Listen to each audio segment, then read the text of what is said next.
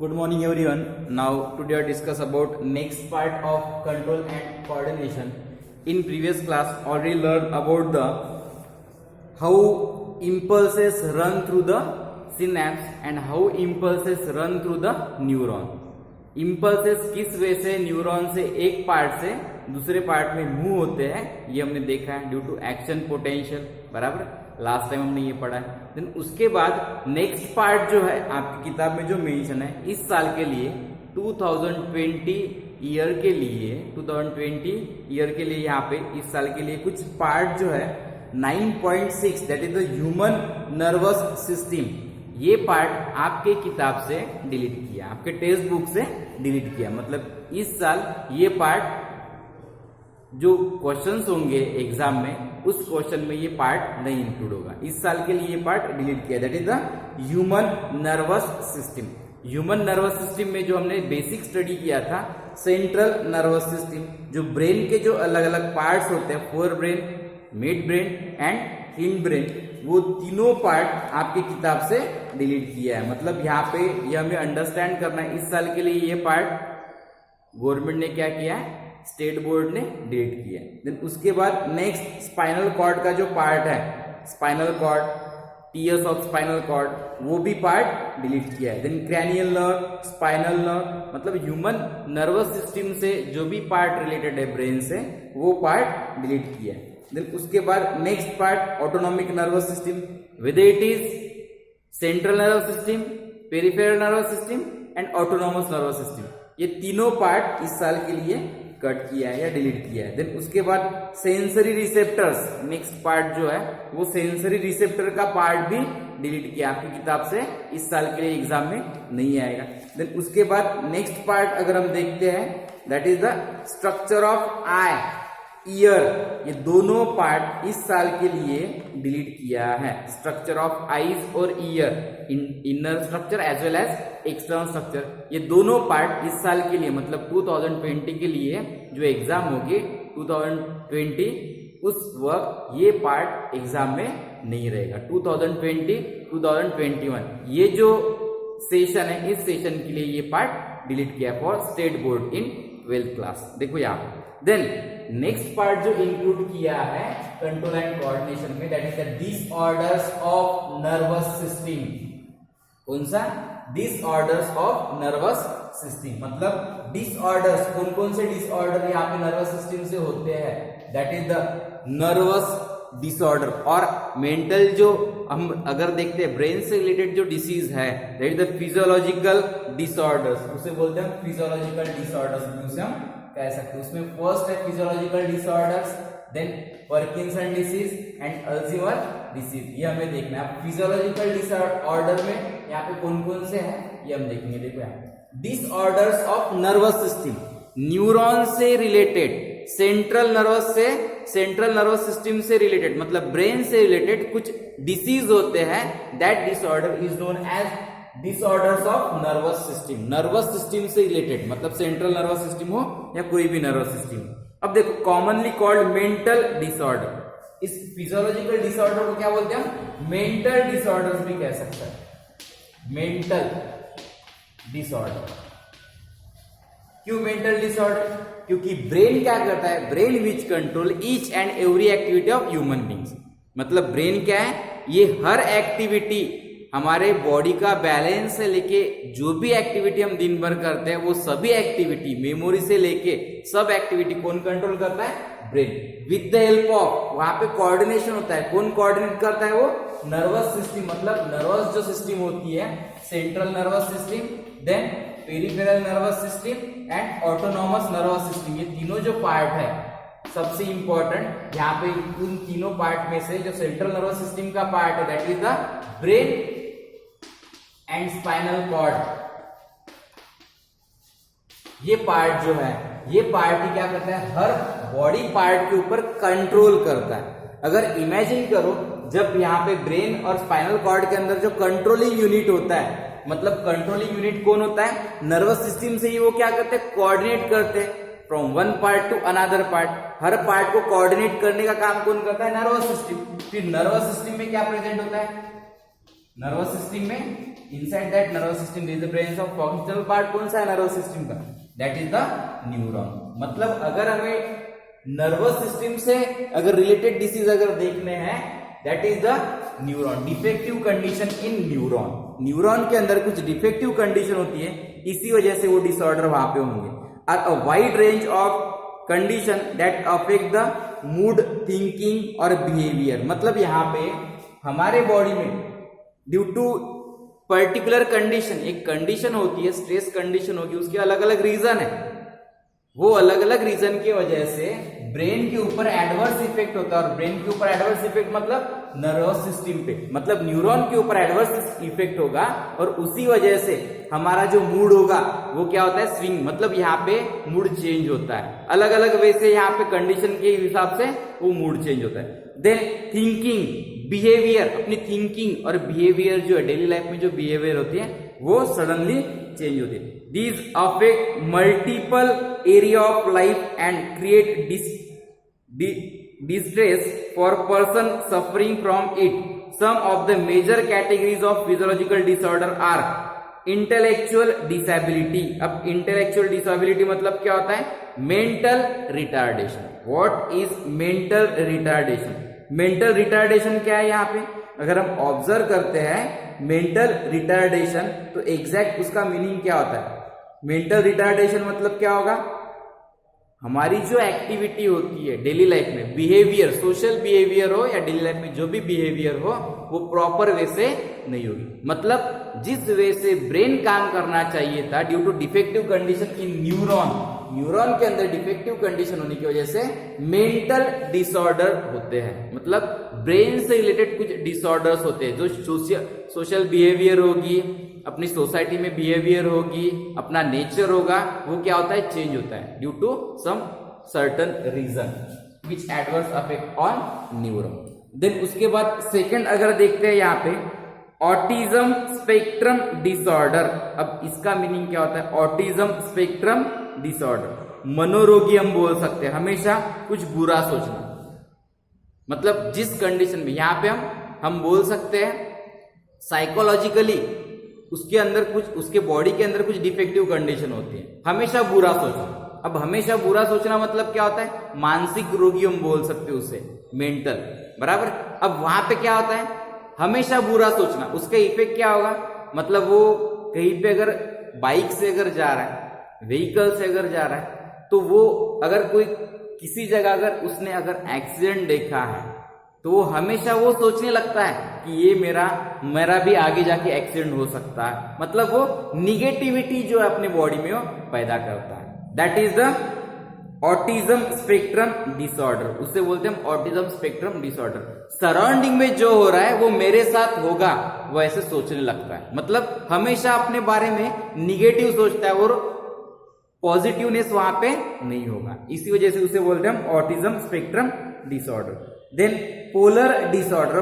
Polar disorder मतलब रोगी का मन, अगर हम देखते हैं पोलर, बायपोलर, यहाँ पे पोलर नहीं, बायपोलर डिसऑर्डर अगर हम देखते हैं तो यहाँ पे रोगी का मन महीने तक उदास रहता है या अति उत्साही रहता है। अगर हम देखते हैं बायपोलर डिसऑर्डर, यहाँ पे दिया है बायपोलर डिसऑर्डर, इसका मीनिंग क्या है? जो भी पर्सन सफर हो रहा है इस डिसीज से, बायपोलर डिसऑर्डर से, वो हमेशा क्या आता है यहाँ पे हफ्ते, मतलब एक वीक में या महीने तक, हफ्ता या एक महीने तक वो कंप्लीट डिप्रेशन में रहता है, उदास रहता है। नहीं तो अगर वो पर्सन है, एक तो एक उदास रहेगा, डिप्रेशन में रहेगा, नहीं तो उसका सेकेंड इफेक्ट क्या होगा? एक हफ्ता या कंटिन्यू एक महीने तक वो अति उत्साही रहेगा। अति उत्साही मतलब हाई एनर्जी कंटेनिंग, मतलब वहां पे हर चीज मैं करूंगा, वो भी क्या है? डिसऑर्डर ही है। दैट इज द साइकोलॉजिकल वो डिसऑर्डर, मतलब यहाँ पे ब्रेन से related disorder, that is the bipolar. एक तो अति उत्साही रहेगा वो, नहीं तो सेकंड वे से क्या होगा? वो क्या होगा? डिप्रेशन में रहेगा, मतलब उदास रहेगा। एक दिन के लिए नहीं, एक हफ्ते से लेके एक महीने तक वो उदास रह सकता है या अति उत्साही रह सकता है, that is the bipolar disorder. Then depression, अब डिप्रेशन आपको पता है किसी चीज की वजह से, मतलब सराउंडिंग में कुछ चेंजेस होने की वजह से या फैमिली प्रॉब्लम होने की वजह से वो डिप्रेशन में जाता है, बराबर, उदास रहेगा वो कंटिन्यू। देन उसके बाद एनेक्सिटी डिसऑर्डर, अब एनेक्सिटी डिसऑर्डर क्या है, उसे बोल सकते हैं हम मनोरोगी, हमेशा कुछ बुरा सोचना। अब एनेक्सिटी जो है दैट इज द, इसे बोल सकते हैं हम हमेशा बुरा सोचना।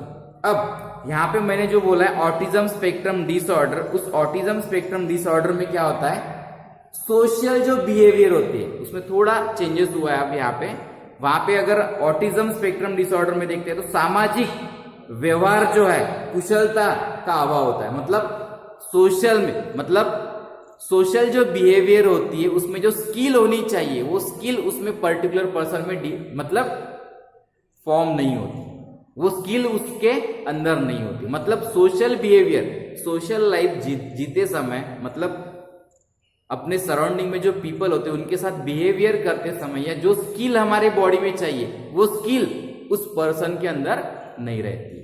मतलब कुछ चीज अगर मैनेज करना है तो वो चीज वो मैनेज नहीं कर सकते, सही ढंग से मैनेज नहीं कर सकते, that is the at autism spectrum disorder. और यहाँ पे एनेक्सिटी डिसऑर्डर मतलब क्या है, हमेशा कुछ बुरा सोचना अपने बारे में या कुछ सराउंडिंग में अगर हो रहा है तो वो अपने बारे में भी हो सकता है, ऐसे सोचना, बार बार सोचना, that is the anxiety disorder. Then यहाँ पे एक दिया है डिसऑर्डर, एक दिया है यहाँ pay attention deficient hyper activity disorder, that is मानसिक विकार हम बोल सकते हैं उसे, मतलब ब्रेन से रिलेटेड डिसऑर्डर है वो। ब्रेन से रिलेटेड डिसऑर्डर मतलब नर्वस सिस्टम से रिलेटेड डिसऑर्डर है, मेंटली यहाँ पे मानसिक विकार होते हैं, मतलब ब्रेन से रिलेटेड डिसऑर्डर। देन उसके बाद stress related disorder, stress related मतलब डिप्रेशन में जाना, स्ट्रेस लेना, हर बात का टेंशन लेना, छोटी छोटी बात को बड़ा बनाना और उसका टेंशन अपने ब्रेन मतलब बॉडी के ऊपर लेना है। वो टेंशन जो है उसके वजह से ये जो नर्वस सिस्टम का, इस सभी रीजन में क्या है, फिजियोलॉजिकल जो डिसऑर्डर है इस सभी रीजन में क्या है, नर्वस सिस्टम जो होते हैं, जो न्यूरॉन का फंक्शन जो होता है वो क्या होता है, स्लाइटली चेंज होता है। हमेशा पॉजिटिविटी अगर रखते हैं तो ये फिजिकल डिसऑर्डर हमारे बॉडी से दूर रहते हैं। मतलब हमेशा पॉजिटिव सोचो, निगेटिव मत सोचो।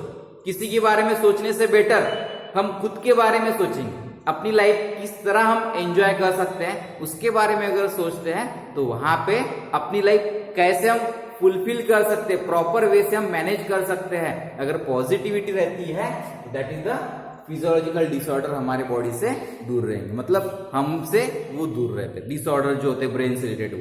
देन एक और डिसीज यहाँ पे दिया है पार्किंसन डिसीज। अब पार्किंसन डिसीज क्या है, ये पार्किंसन डिसीज एक इंक्लूड किया आपके किताब में, degeneration of dopamine producing neuron in central nervous system causing Parkinson disease. अब डीजनरेशन ऑफ डोपामाइन मतलब क्या होगा, डोपामाइन क्या है, dopamine is nothing but the neurotransmitter. क्या है ये, न्यूरोट्रांसमीटर।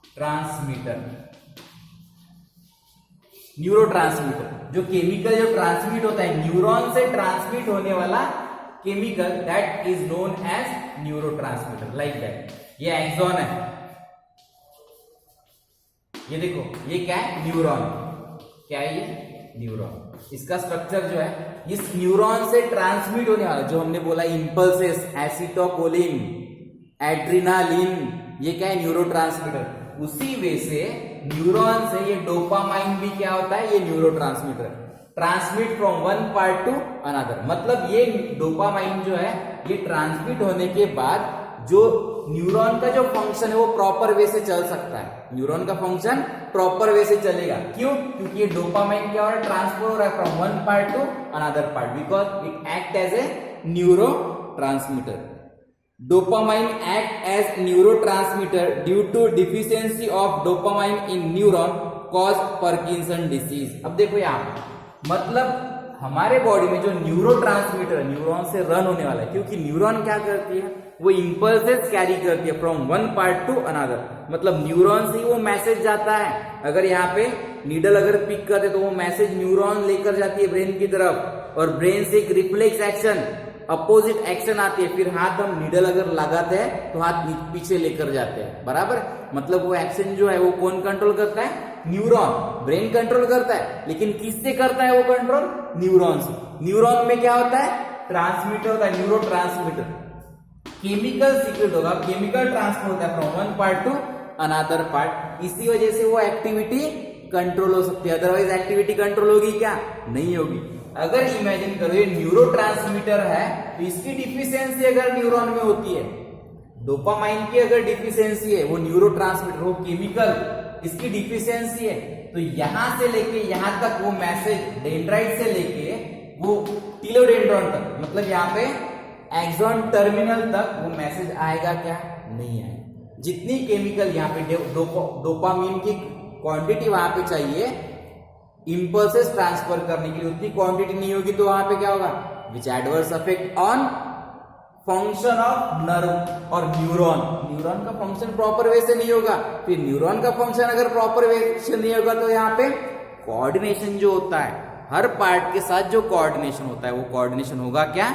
नहीं होगा। ह्यूमन बॉडी में वो कोऑर्डिनेशन नहीं रहेगा। इसी वजह से हमारे बॉडी में कुछ सिम्टम्स दिखते हैं। अब कौन से सिम्टम्स दिखते हैं? Symptoms are gradually over year, मतलब काफी सालों तक इसके सिम्टम्स हमारे बॉडी में रह सकते हैं। फॉर ट्रिमर, अब यहाँ पे फर्स्ट सिम्टम्स दिया है यहाँ पे ट्रिमर।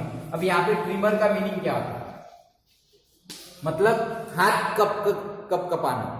अगर हम देखते हैं नॉर्मल कंडीशन में जो पीपल है, जो पीपल या जो पर्सन ये सफर हो रहा है इस डिसीज से, तो वहां पे पार्किंसन डिसीज से अगर सफर हो रहा है तो उसके हाथ स्ट्रेट नहीं रह पाएंगे। मतलब किस तरह यहाँ पे इस तरह हम स्ट्रेट रख सकते हैं हाथ, बराबर।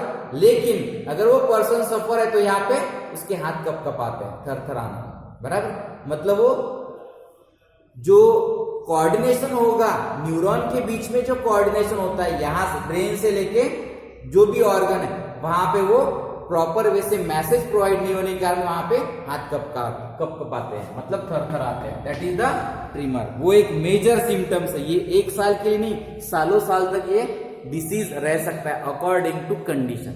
एज के हिसाब से या डोपामिन सिक्रेशन के हिसाब से वो कंडीशन होगी। देन उसके बाद डर लगना। डर लगना मतलब किसी भी चीज को डरता है हमेशा। उसके बॉडी में, उसके माइंड में क्या होता है? वो सिस्टम होती है, वो डिप्रेशन में चला जाता है, डरता है। अगर कोई सिचुएशन देखा तो सिचुएशन हैंडल नहीं कर पाएगा और डरने लगता है। देन उसके बाद नेक्स्ट पार्ट अगर हम देखते हैं तो यहाँ पे जो सलाइवा होती है वो हमेशा उसके मुंह से वो सलाइवा निकलते रहती है।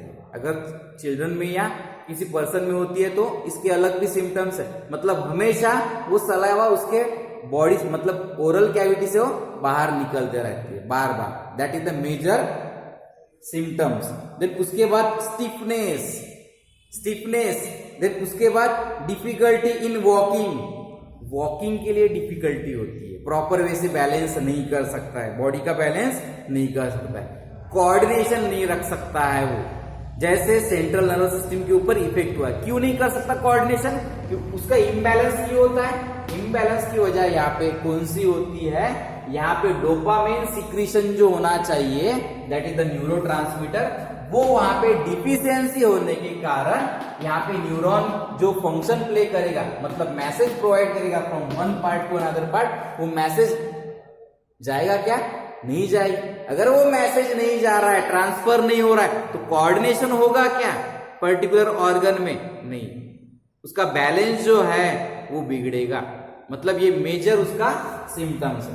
देन उसके बाद नेक्स्ट पार्ट हम देखते हैं अल्जीमर डिसीज। अब अल्जीमर डिसीज मतलब अल्जीमर डिसीज, इस साइंटिस्ट ने ये फर्स्ट टाइम ऑब्जर्व किया है। इस साइंटिस्ट का नाम है, बराबर। इस साइंटिस्ट ने फर्स्ट टाइम ऑब्जर्व किया, इसी वजह से इसे नाम दिया है अल्जीमर डिसीज। अब अल्जीमर डिसीज ये जो है, इसमें एग्जैक्ट होता क्या है? नेम ऑफ साइंटिस्ट, ये किन पर्सन में होता है? अगर कुछ किताब में देखते हैं तो 65 ईयर अबो 65 ईयर ये डिसीज कुछ पर्सन में हमें दिखता है, कुछ पर्सन में अबो 65 ईयर ये डिसीज हमें दिखेगा, लेकिन कुछ किताब में मेंशन किया है 30 से लेके 65 मतलब अबो 30 ईयर ये डिसीज किसी भी पर्सन में हो सकता है, कंडीशन के हिसाब से वो डिपेंड होगा। अब इस डिसीज में एग्जैक्ट होता क्या है? It is most common for dementia. अब डिमेंशिया मतलब क्या होता है? मेमोरी स्लो होती है, बराबर। जो मेमोरी होती है थोड़ी कम होती है, मेमोरी कम होती है मतलब वहां पे जो कोई चीज हमें याद रखनी है वो चीज हम याद नहीं रख पाते, मतलब मेमोरी की एबिलिटी जो होती है कुछ चीज याद रखने की वो क्या होती है? कम होती है, हमें याद नहीं रहता, हम बार बार कोई चीज भूल जाते। That is the major symptoms, ये मेजर सिम्टम्स वहां पे है। इंक्रीजिंग एज में ये सिम्टम जनरली होता है। अब वो 65 तो होता है, लेकिन कुछ किताब में यहाँ पे मेंशन किया है कि अब वो 30 से लेके प्रॉब्लम शुरू होता है, लेकिन 65 के बाद ये ज्यादातर यहाँ पे हमें दिखता है। अब इसका इफेक्ट क्या होता है? विच अफेक्ट एग्जैक्ट उसका सिम्टम्स क्या है? देखो ये न्यूरॉन है,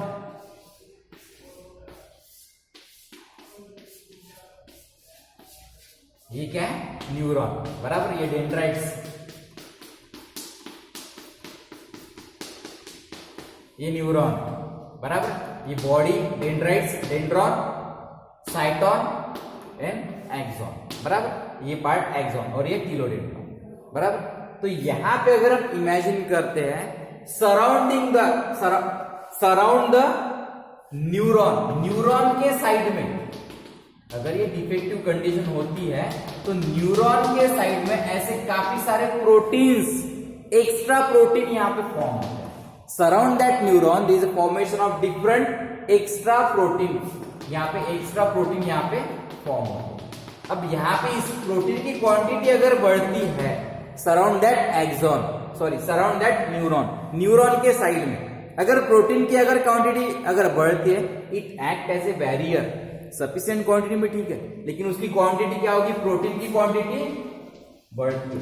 अगर यहाँ पे प्रोटीन की क्वांटिटी बढ़ती है, इंक्रीज होती है प्रोटीन की क्वांटिटी, तो इमेजिन करो it act as a barrier for the functions of neuron. मतलब जो प्रॉपर वे से फंक्शन होने चाहिए न्यूरॉन के कंट्रोल एंड कोऑर्डिनेशन में, वो फंक्शन प्रॉपर वे से नहीं होगा और हमारे बॉडी के अंदर कुछ डिफिशियंसी होगी, मतलब एक्टिविटी की कुछ डिफिशियंसी होगी, विच एडवर्स अफेक्ट, इसका इफेक्ट न्यूरॉन के ऊपर होगा। अगर इसका इफेक्ट अगर न्यूरॉन के ऊपर होता है तो यहाँ पे क्या होगा? ये जो न्यूरॉन है इसका फंक्शन लॉस भी होगा, और लॉस होने के बाद उसका साइज जो होता है वो श्रिंक होता है। ये न्यूरॉन का साइज श्रिंक होगा तो वो डिजनरेट भी हो सकता है। मतलब इसकी क्वांटिटी न्यूरॉन के साइड में जो प्रोटीन की क्वांटिटी वो बढ़ने के कारण, अलग अलग प्रोटीन जो है वो बढ़ने के कारण यहाँ पे इसका जो साइज है उसका फंक्शन तो धीरे धीरे स्लो होगा, बाद में लॉस भी हो सकता है। फिर इसका साइज भी क्या होता है? छोटा होगा। अगर ये साइज अगर छोटा हो गया मान लो, तो यहाँ पे इसका फंक्शन प्रॉपर वैसे होगा ही नहीं। अगर साइज यहाँ पे छोटा हो गया तो क्या होगा? साइज छोटा हो रहा है इसका, वो श्रिंक हो रहा है। ये न्यूरॉन क्या हो रहा है? श्रिंक हो रहा है। श्रिंक होने के कारण ये डिजनरेट होगा। ये न्यूरॉन क्या होगा? डिजनरेट होगा। अब इमेजिन करो ये न्यूरॉन डिजनरेट हुआ तो न्यूरॉन फिर से डिवाइड नहीं होते हैं, बराबर है। तो ये न्यूरॉन डिजनरेट हुआ तो उसका फंक्शन तो लॉस हो गया ना। मतलब एक बार ये कंडीशन अगर आती है तो ये कंटिन्यू चलती है, कंटिन्यू प्रोसेस रहेगी, कंटिन्यू रहेगी, बराबर। ये एक रीजन प्रोटीन यहाँ पे डिपॉजिट होता है सराउंड दैट न्यूरॉन। इसके वजह से जो न्यूरॉन का साइज है या न्यूरॉन क्या होती है? श्रिंक होती है, उसका फंक्शन लॉस होगा और वो डिजनरेट होगा, मर जाएगा, डेथ होगी। देन उसके बाद इनसाइड दैट न्यूरॉन के अंदर क्या होते हैं? फाइब्रिल्स, न्यूरोफाइब्रिल्स होते हैं ना। ये जो फाइब्रिल्स है ये क्या करते हैं? ये मैसेज ट्रांसफर करने के लिए रिस्पॉन्सिबल होते हैं, बराबर। ये जो न्यूरोफाइब्रिल्स है, इस न्यूरोफाइब्रिल्स की वजह से यहाँ पे और यहाँ पे abnormal cause which cause death and degeneration of neuron के अंदर जो फाइब्रिल्स होते हैं इनफेक्ट फ्रॉम इंटैक्ट फॉर्म में होते हैं और वो एबनॉर्मल कॉज। देखो यहाँ पे ये न्यूरॉन के अंदर जो है, ये न्यूरॉन के अंदर क्या प्रेजेंट है, यहाँ पे न्यूरोफाइब्रिल्स, फाइब्रिल्स होते हैं बराबर। ये इंटैक्ट मैनर में अटैच हो जाते हैं, जिस मैनर में वो इस साइटोन के अंदर होने चाहिए, साइटोप्लाज्म के अंदर होने चाहिए, न्यूरोप्लाज्म के अंदर होने चाहिए, वो उस मैनर में ना रहते हुए ये इंटैक्ट मैनर में होते हैं। अगर ये इंटैक्ट मैनर में होंगे, क्लोज होंगे वो, तो यहां पे क्या होगा, यहां से जो मैसेज जाने वाला है from one part to another part, वो मैसेज प्रॉपर वे से ट्रांसफर नहीं होगा। ये उसका जो रेगुलर पैटर्न जिस वे से अरेंज होते हैं वो वे से अरेंज नहीं हो रहे, इसकी वजह से इसके ऊपर एडवर्स इफेक्ट होता है और ह्यूमन बॉडी में जो न्यूरॉन होती है उसका फंक्शन लॉस होता है या डेथ हो सकती है। जनरली ये जो पार्ट है ये कौन से न्यूरॉन में होते हैं, ब्रेन के न्यूरॉन। कौन से, ब्रेन के अंदर जो कॉर्टेक्स और हिप्पोकैम्पस रीजन होता है, ब्रेन के अंदर जो कॉर्टेक्स और हिप्पोकैम्पस, ब्रेन के अंदर कॉर्टेक्स होता है बराबर, outer part, that is the cortex. Cortex और हिप्पोकैम्पस रीजन के अंदर जो न्यूरॉन होते हैं वहां पे ये जनरली कंडीशन होती है which cause adverse affect on complete human being. मतलब उसका फंक्शन अगर लॉस होता है तो इमेजिन करो उसका फंक्शन लॉस होने की वजह से यहां पे क्या होगा, उसकी याददाश्त जो होती है वो कमजोर होती है। याददाश्त जो होती है वो बार बार कोई चीज भूल जाता है। ये that is the main symptoms of that Alzheimer disease. ये इसका एक मेन सिम्टम्स है, उसकी याददाश्त कम होना। But treatment slow down the progression of the disease and may improve the quality of life. यहाँ पे ट्रीटमेंट हो सकती है लेकिन ये ट्रीटमेंट काफी स्लो है, क्योंकि ये डिफेक्टिव फंक्शन होने की वजह से, इसकी डेथ होने की वजह से न्यूरॉन बार बार डिवाइड नहीं होते, तो ये डिवीजन एबिलिटी यहाँ पे नहीं होने के कारण यहाँ पे जो न्यूरॉन एक बार लॉस हो गए तो उसका फंक्शन कंप्लीट लॉस होता है। दिस इज ओवर, मतलब यहाँ पे ये जो सिम्टम्स है, ये सिम्टम्स कौन सा है इसका, बार बार कोई चीज भूलना, याददाश्त कमजोर होना, ये सबसे इंपॉर्टेंट इसका सिम्टम्स है। इसी वजह से अगर आप देखते हो ओल्ड पर्सन में जिसकी एज अबो 65 है, वो कोई चीज ज्यादा देर तक याद नहीं रख सकते बराबर। और उनका अगर बॉडी बैलेंस देखते तो वो चिड़चिड़ा, मतलब यहाँ पे उनका नेचर जो है वो चिड़चिड़ा हो जाता है। मतलब कोई चीज के लिए वो जिस वे से बिहेवियर होनी चाहिए वो क्या होती है, बिहेवियर कम होती है, उसकी वे जो है वो चेंज होती है। मतलब ये फिजियोलॉजिकल डिसऑर्डर्स होते हैं, क्योंकि धीरे धीरे फंक्शन जो होते हैं अकॉर्डिंग टू एज, ये फंक्शन भी होते हैं न्यूरॉन के लॉस होते हैं, स्लो होते हैं, बाद में एक कंडीशन आती है कि कंप्लीट लॉस होते हैं। This is over about the physiological disorder, that is Parkinson disease and Alzheimer disease. Then we will discuss next part in next session. Thank you.